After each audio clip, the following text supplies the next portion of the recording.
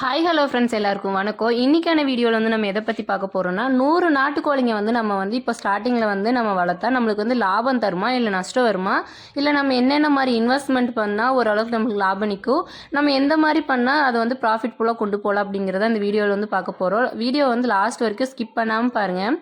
அப்போ தான் வந்து நான் என்னென்ன இந்த வீடியோவில் வந்து சொல்லியிருக்கேன். அது மட்டும் இல்லாமல் இப்போ 100 சிக்ஸ் நம்ம வந்து வாங்கி வளர்த்தா எந்த அளவுக்கு நமக்கு லாபம் நிற்கும் அப்படிங்கிறது ஃபுல்லாக கேல்குலேஷன் பண்ணி சொல்லியிருக்கேன். இப்போ ஸ்டார்டிங்கில் வந்து ஃபார்ம் ஸ்டார்ட் பண்ணலாம் அப்படின்ட்டு இருக்கிறவங்களுக்கு வந்து இந்த வீடியோ வந்து பார்த்தா கொஞ்சம் யூஸ்ஃபுல்லாக இருக்கும். ஸோ வீடியோ வந்து ஸ்கிப் பண்ணாமல் லாஸ்ட் வரைக்கும் பாருங்கள். நம்ம சேனலுக்கு ஒரு சப்ஸ்கிரைப் பண்ணிடுங்க. ஃபஸ்ட்டு வந்து நம்ம இனிஷியலாக வந்து கோழிங்க வளர்க்குறோம் இல்லை வந்து கோழி குஞ்சு வாங்குகிறோம் அப்படின்னா நம்ம ஸ்டார்டிங்கில் வந்து பெரிய கோழி வாங்கி விடலாம், தாய் கோழி வாங்கி விடலாம், அந்த மாதிரி வந்து யாருமே ஐடியா பண்ண வேணாம். எப்போவுமே வந்து சிக்ஸ் வாங்கி விட்டு வளங்க. ஏன்னா வந்து அப்போ தான் உங்களுக்கு ஓரளவுக்கு ப்ராஃபிட் நிற்கும். நம்ம வந்து இப்போ ஒரு சிக்கு வந்து ஒரு 50 ரூபா இல்லைனா 40 ரூபா ரேஞ்சில் வந்து வாங்குகிறோம் அப்படின்னா அது ஓரளவுக்கு கொஞ்சம் வளர்த்து கொஞ்சம் பெருசானதுக்கப்புறம் நம்ம சேல்ஸ் பண்ணும்போது ஒரு 500க்கெல்லாம் நம்ம சேல்ஸ் பண்ணுவோம். இப்போ வந்து ஒரு 100 சிக்ஸ் வந்து நம்ம வாங்குகிறோம் அப்படின்னா ஒரு அப்ராக்சிமேட்டாக 50 ரூபான்னு போட்டுக்கலாங்க. 50 ரூபான்னு போட்டால் கூட நம்மளுக்கு 100 சிக்ஸ்க்கு வந்து நம்மளுக்கு ஒரு 5000 வந்து ஸ்டார்டிங்கில் வந்து இன்வெஸ்ட்மெண்ட்டே நம்மளுக்கு வந்து ஒரு 5000 வந்து விழுகும். எப்போவுமே வந்து நம்ம ஸ்டார்ட் பண்ணும்போது நம்ம இந்த மாதிரி பெருசு வாங்கி விட்டு வளர்க்கணும், பெரிய கோழி வாங்கி விடலாம், அந்த மாதிரி வந்து ஐடியா பண்ணாமல் சின்ன கோழி குஞ்சு வாங்கி விட்டால் தான் வந்து நிறைய சிக்ஸும் நம்ம கையில் நிற்கும். அப்போ தான் நம்மளுக்கு வந்து ஓரளவுக்கு ப்ராஃபிட்டும் வந்து நிற்கும். ஸோ வந்து பார்த்திங்கன்னா இப்போ நம்ம சிக்ஸோட ரேட் வந்து ஒரு 50 ரூபா மட்டும் போட்டுக்கலாம். இப்போ வந்து நம்ம அதுக்கு விட கம்மியாகவும் கிடைக்குது, அதை விட அதிகமாகவும் கிடைக்குது. பியூர் நாட்டுக்கோழி வேணும்னா அது தனியாக வந்து ரேட் கிடைக்கும். அசல் கிராஸ் ஒரு ரேட்டுங்க. அந்த மாதிரி வந்து ஒரு கோழிகளுக்கும் ஒரு மாதிரி ரேட் வந்து நம்ம மார்க்கெட்டிங்கில் வந்து இருக்குது. அப்படின்னு பார்க்கும்போது நம்ம வந்து ஒரு அப்ராக்சிமேட்டாக ஒரு சிக்கோட ரேட் வந்து 50 ரூபான்னு மட்டும் போட்டுக்கலாம். 50 ரூபா போடும்போது நம்மளுக்கு 100 சிக்ஸ்க்கு வந்து அந்த சிக்ஸுக்கு மட்டும் நம்ம இன்வெஸ்ட்மெண்ட் பண்ணுற அமௌண்ட் வந்து பார்த்திங்கன்னா ஒரு 5000 தான் நம்ம வந்து இன்வெஸ்ட்மெண்ட் வந்து பண்ணுவோம்.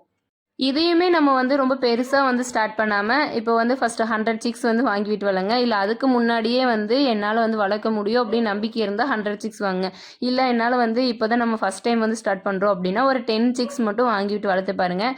நம்மளால் ஓரளவுக்கு வளர்க்க முடியுது, அதை வந்து சேல்ஸ் பண்ண முடியுது, இல்லை நம்ம வந்து ஒரு குஞ்சு கூட சாவாமல் அந்த இறப்பு விகிதம் இல்லாமல் நம்ம வந்து கொண்டு வர முடியுது அப்படிங்கிற பட்சத்தில் மட்டும் நீங்கள் என்ன பண்ணலாம் அப்படின்னா ஒரு 100 சிக்ஸ் வந்து வாங்கிக்கலாம். ஃபஸ்ட்டு வந்து ஒரு 10 சிக்ஸ் வாங்கி விடுங்க. அதுக்கப்புறம் வந்து ஒரு 100 சிக்ஸ் வந்து வாங்கி விட்டு நீங்கள் வந்து மெயின்டைன் பண்ணி பாருங்கள். அப்போ தான் வந்து உங்களுக்கு ஒரு ஐடியா கிடைக்கும். இல்லை நம்மளால் வந்து கொண்டு வர முடியுது, இல்லை கொண்டு வர முடியல அப்படிங்கிற மாதிரி ஒரு ஐடியா வந்து நீங்களே வந்து மேனேஜ்மெண்ட் பண்ணிக்கலாம்.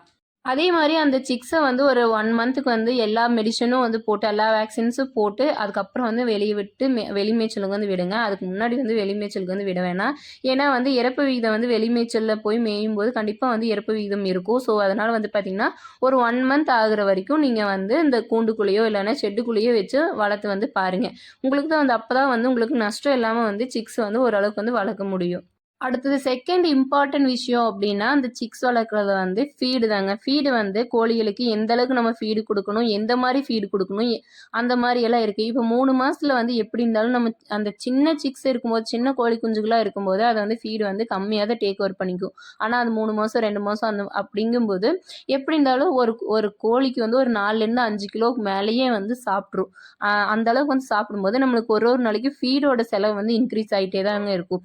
இப்போ 50 கோழிங்க வந்து நம்ம வாங்கி விட்டுருக்கோம் அப்படின்னா, இல்லை நம்ம 100 கோழிங்க வாங்கி விட்டுருக்கோம் அப்படின்னா அதுக்கான நம்ம 5 கிலோ அந்த மாதிரி கணக்கு போட்டால் கூட அதுக்கான எவ்வளோ ஃபீடு விழுகுதோ அந்த ஃபீடு வந்து நம்ம அந்த அளவுக்கு வந்து வாங்கி வச்சுக்கணும். 100 கோழிகளுக்கு வந்து எப்படி இருந்தாலும் கம்பல்சரி ஒரு 500 கிலோ தீனி வந்து தீந்துருங்க. என்னோட மெஷர்மெண்ட் வந்து இந்த மாதிரி வந்து நான் மெஷர் பண்ணி தான் வந்து போட்டிருக்கேன். நான் என்னோட மெஷர்மெண்ட்டில் வந்து சொல்கிறேன் உங்களுக்கு. இப்போ 100 சிக்ஸ் அப்படிங்கும்போது ஒரு 500 கேஜி வந்து கண்டிப்பாக வந்து கோழிகளுக்கு வந்து போயிடும். இப்போ வந்து ஒரு கிலோவோட ஃபீடு வந்து ஒரு 30 ரூபா அப்படின்னு போட்டுக்கிட்டாலும் அதாவது மார்க்கெட்டில் வந்து 40 45லேருந்து தான் ஸ்டார்ட் ஆகுது. இல்லை நம்ம வந்து ஹோல்சேலாக எடுக்கிறோம் அப்படின்னா கண்டிப்பாக வந்து ஒரு 30 35க்கு வந்து கொடுப்பாங்க. ஒரு 30 ரூபா அப்படின்னு வந்து நம்ம ஒரு கிலோ 30 ரூபான்னு போட்டுக்கிட்டாலும் நம்மளுக்கு ஒரு ஃபீடு வந்து ஒரு 500 கிலோ வந்து தீருமாங்க. அப்படின்னு பார்க்கும்போது ஒரு 500 கிலோ நம்மளுக்கு வந்து 30 ரூபா ரேட் அப்படின்னு போடும்போது ஒரு 15,000 ரூபா போயிடும். அதாவது வந்து பார்த்திங்கன்னா ஃபஸ்ட் அந்த சிக்ஸ்க்கு வந்து ஒரு 5000, அந்த ஃபீடுக்கு வந்து ஒரு 15,000 வந்து நம்மளுக்கு இன்வெஸ்ட்மெண்ட்டுக்கு வந்து போயிடும். அதே மாதிரி இந்த மற்ற செலவுன்னு பார்க்கும்போது ஃபஸ்ட்டு வந்து பார்த்திங்கன்னா இந்த மெடிசன் நம்ம வந்து வேக்சின்ஸ் வந்து அந்த 1 மந்த்துக்கு வந்து கம்பல்சரி வந்து அந்த ஆர்டிவிகே வரைக்கும் வந்து நம்ம வேக்சின்ஸ் வந்து போட்டே ஆகணும். அந்த வேக்சின்ஸ் வந்து ஒரு 1000 நம்ம போட்டாலும் அதுக்கப்புறம் அந்த தண்ணி அப்புறம் மினரல்ஸ் எல்லாம் வாங்கி வந்து நம்ம கோழி குஞ்சுகளுக்கு வந்து ஊற்றணும். அது மட்டும் இல்லாமல் அந்த பல்பு நம்ம நியூஸ் பேப்பர் மாற்றுறது இதெல்லாம் வந்து ஒரு எப்படி இருந்தாலும் ஒரு 500 அந்த ரேஞ்சில் வந்து வந்துடும். இனிஷியலாக நம்ம கோழிகளுக்கு வந்து நம்ம கூண்டு செட்டப் வந்து கம்பல்சரி போட்டாகணுங்க. அந்த மாதிரி கூண்டு செட்டப் வந்து நம்ம போடும்போது ஒரு ரூ. 2000 வந்து இதுக்கு வந்து போயிடும். அதாவது வந்து பார்த்திங்கன்னா அதர் எக்ஸ்பென்சஸ் அப்படின்னு வந்து நம்ம கால்குலேஷன் பண்ணும்போது இந்த மருந்துக்கு வந்து ஒரு 1000ங்க. இந்த நியூஸ் பேப்பரு, நம்ம குண்டு பல்ப்பு, தண்ணிக்கு அதெல்லாம் ஒரு ரூ. 500 வந்து போயிடும். அதுக்கப்புறம் வந்து இந்த இன்னொரு அந்த 2000 வந்து இந்த கூண்டு செட்டப் நம்ம வந்து ஸ்டார்டிங்கில் வந்து அப்படியே வந்து விட்டு மேய்க்க முடியாது. எப்படி இருந்தாலும் ஒரு கூண்டு செட்டப் வந்து நம்ம போடுவோம். அது ஒரு 2000 போட்டுக்கிட்டாலும் ஒரு 3500 வந்து நம்மளுக்கு இந்த அதர் எக்ஸ்பென்சஸே போயிடும். அதாவது வந்து பார்த்திங்கன்னா ஃபஸ்ட்டு இந்த சிக்ஸுக்கு வந்து ஒரு 5000, ஃபீடுக்கு 15,000, இந்த அதர் எக்ஸ்பென்சஸ்க்கு ஒரு 3500 வந்து கம்பல்சரி வந்து போயிடும். இது இல்லாமல் நம்மளால் வந்து கோழிங்களை வந்து வளர்க்க முடியுமா அப்படின்னா கண்டிப்பாக வந்து முடியாதுங்க. ஏன்னா வந்து என்னோட மெஷர்மெண்ட்டில் வந்து நான் போட்டு சொல்கிறது வந்து இனிஷியலாக வந்து ஸ்டார்ட் பண்ணுறவங்க வந்து இதெல்லாம் வந்து கண்டிப்பாக போட்டாகணும். நெக்ஸ்ட்டு வந்து நெக்ஸ்ட்டு இப்போ இனிஷியலாக வந்து நம்ம ஸ்டார்ட் பண்ணுறோம் அப்படிங்கும்போது இதெல்லாம் போடணும். இதே அடுத்த டைம் வந்து நம்மளுக்கு இந்த கூண்டு செட்டப்பு அதெல்லாம் வந்து அந்த செலவு வந்து நெக்ஸ்ட் பேட்ச்க்கு வந்து கண்டிப்பாக வந்து கம்மியாயிரும். இப்போ நம்ம இது வரைக்கும் என்னென்ன செலவு வந்து நான் சொல்லியிருக்கேன்னா, குஞ்சுகளுக்கு வந்து ஒரு 5000, அதுக்கப்புறம் தீனிக்கு வந்து ஒரு 15,000, அதர் எக்ஸ்பென்சஸ் வந்து ஒரு 3500. மொத்தமாக வந்து பார்த்திங்கன்னா ரூ. 23,500 வந்து நம்ம வந்து இந்த சிக்ஸ்க்கு வந்து இன்வெஸ்ட்மெண்ட்டே வந்து நம்ம 23,500 வந்து கம்பல்சரி வந்து நம்ம போட்டே ஆகணுங்க. அதுக்கப்புறம் வந்து பார்த்திங்கன்னா, தேர்ட் விஷயம் அப்படின்னா, நம்ம வந்து கோழிகளை வந்து அப்போவே வந்து சேல்ஸ் பண்ண முடியாது. எப்படி இருந்தாலும் ஒரு 3லேருந்து 4 மாதம் வரைக்கும் நம்ம கம்பல்சரி வந்து இந்த வெளி மேய்ச்சலோ இல்லை ஃபீடோ நம்ம போட்டு வளர்த்து தான் ஆகணும். அதுக்கப்புறம் தான் வந்து நம்ம சேல்ஸ் பண்ணணும். அப்படிங்கும்போது எப்படி இருந்தாலும் ஒரு கோழி வந்து ஒரு 2 கேஜி இல்லைன்னா 1.5லேருந்து ஒரு 2 கிலோ வரைக்கும் கம்பல்சரி வந்து வந்துருங்க. ஒரு 4 மாதம் வரைக்கும் நம்ம தீனி நல்ல ஃபீடு வந்து போட்டால் கண்டிப்பாக அந்த வெயிட் வந்து வந்துடும். நம்ம 1 கிலோ வந்து 450 இல்லைன்னா 500க்குன்ட்டு நம்ம சேல்ஸ் பண்ணாலே நீங்கள் கணக்கு போட்டு பாருங்கள் எந்த அளவுக்கு வந்து நம்மளுக்கு ப்ராஃபிட் நிற்குதுன்னு சொல்லிட்டு. 100 சிக்ஸ்க்கு வந்து நம்ம 500ன்னு போட்டாலே ஒரு 50,000த்துக்கு மேலேயே வந்து நம்மளுக்கு வந்து ப்ராஃபிட் வந்து நிற்கும்.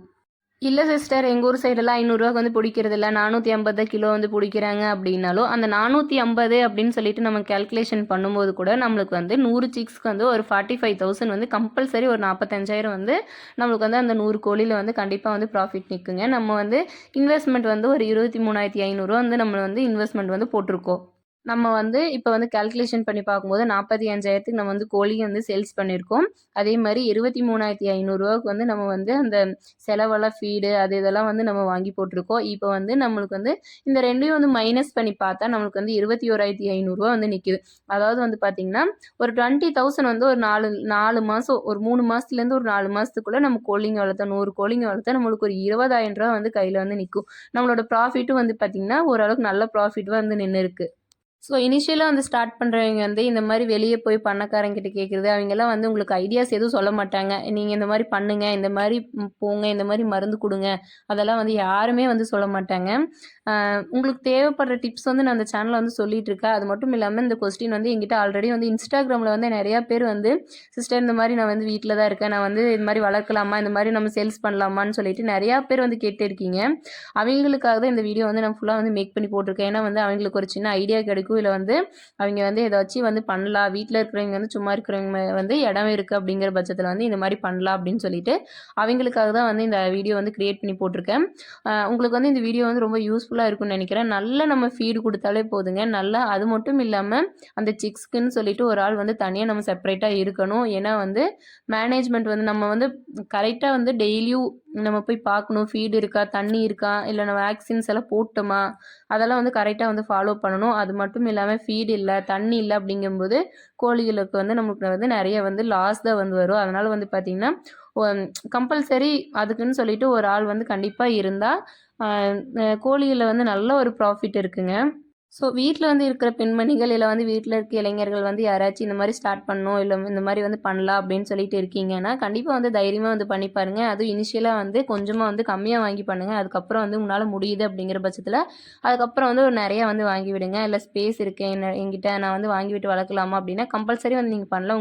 உங்களுக்கு வந்து வேறு ஏதோ டவுட் இருக்குன்னா என்கிட்ட வந்து கண்டிப்பாக வந்து கேளுங்க. அந்த வீடியோ வந்து நாளைக்கு வந்து மேக் பண்ணி போட்டுடலாம்.